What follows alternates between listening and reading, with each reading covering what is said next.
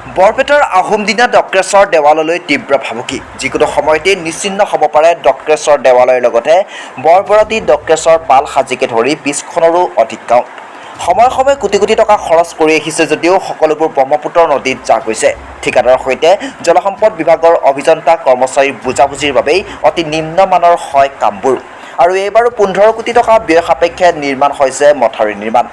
দেৱেন কলিতা স্বত্বাধিকাৰী ভাগ্য ট্ৰেডাৰ্ছে পাইছিল কামটো, কিন্তু মথাউৰি নিৰ্মাণৰ কাম প্ৰাককলন মতে নকৰি নিজ খেয়ালখুচি মতেই কৰিছে নিৰ্মাণৰ কাম, যাৰ বাবে বাৰিষাৰ বতৰতো মথাউৰিৰ বিভিন্ন ঠাই খহিবলৈ ধৰিছে আৰু ইয়াকে লৈ ক্ষোভ প্ৰকাশ কৰিছে সদৌ অসম ছাত্ৰ সন্থাৰ বৰপেটা আঞ্চলিক ছাত্ৰ সন্থাই। ঠিকাদাৰৰ বিৰুদ্ধে শাস্তিমূলক ব্যৱস্থা গ্ৰহণৰ দাবী ছাত্ৰ সন্থাৰ। 7-8% কমিছনৰ অংকৰ বাবেই ঠিকাদাৰে নিম্নমানৰ কাম কৰিছে বুলি অভিযোগ বৰপেটা আঞ্চলিক ছাত্ৰ সন্থাৰ। কেৱল মাত্ৰ ধন ঘটাৰ বাবেহে মথাউৰি নিৰ্মাণৰ কাম কৰিছে ঠিকাদাৰে। কি ভিত্তিত পুৰণি মজবুত মথাউৰিটো খান্দি তাৰ মাটিৰে নতুন মথাউৰি বান্ধিলে? ইফালে মথাউৰি কামৰ তদন্ত কৰিবলৈ জিলা আয়ুক্ত বিভাগীয় মন্ত্ৰীলৈ অনুৰোধ জনায় ছাত্ৰ সন্থাই। অসম জাতীয় পৰিষদৰ বৰপেটা জিলাৰ মুখ্য আহ্বায়ক ইফতিকাৰ ৰহমানেও জাঙুৰ খাই উঠিল মথাউৰি নিৰ্মাণৰ কামক লৈ। মথাউৰিৰ কাম নিম্নমানৰ হোৱাৰ বাবেই 20খনৰো অধিক গাঁৱৰ লোক শংকিত হৈ পৰিছে আৰু অতি শীঘ্ৰেই ঠিকাদাৰৰ বিৰুদ্ধে ব্যৱস্থা গ্ৰহণৰ দাবী জনাইছে নেতাগৰাকীয়ে।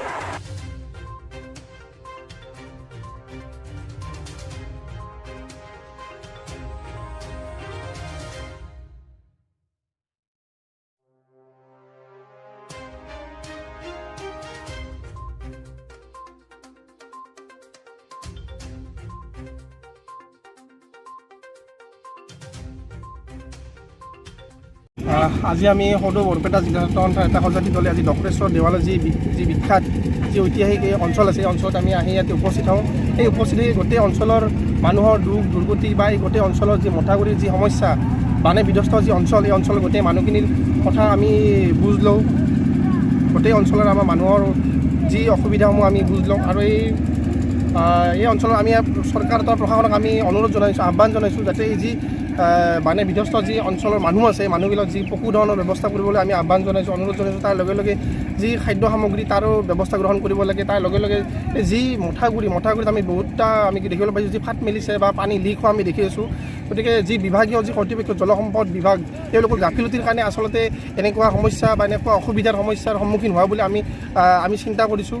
গতিকে তাৰ লগে লগে যি ঠিকাদাৰ আছে, ঠিকাদাৰৰ যি কাম যি কৰণীয় আছিল, যেনেধৰণে আচলতে কৰিব লাগিছিল সেই আমি দেখা পোৱা নাই। গতিকে এই ক্ষেত্ৰত মাননীয় আয়ুক্ত মহোদয়ক, জিলা আয়ুক্ত মহোদয়ক আমি হস্তক্ষেপ বিচাৰিছোঁ আৰু গোটেই বিষয়টো তদন্ত কৰিব লাগে।